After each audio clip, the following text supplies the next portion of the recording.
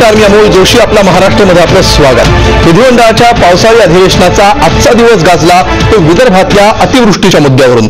ओला दुष्काळ जाहीर करण्याच्या मुद्द्यावरून विदर्भातल्या सर्वपक्षीय आमदारांनी आज विधानसभेत रणकंदन केलं. सरकारनं नुकसानग्रस्त शेतकऱ्यांना हेक्टरी 25,000ची मदत जाहीर करून सुद्धा विदर्भातल्या आमदारांचं समाधान झालं नाही. त्यामुळे दिवसभरासाठी कामकाज तहकूब करावं लागलं.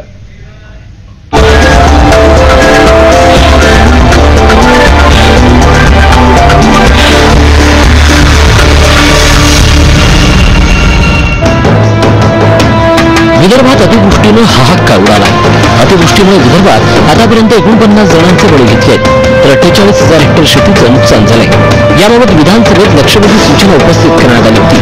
विदर्भात पावसाने केलेल्या हाहाकारामुळे सरकारनं विदर्भात ओला दुष्काळ जाहीर करावा अशी जोरदार मागणी सर्वपक्षीय आमदारांनी विधानसभेत लावून धरली.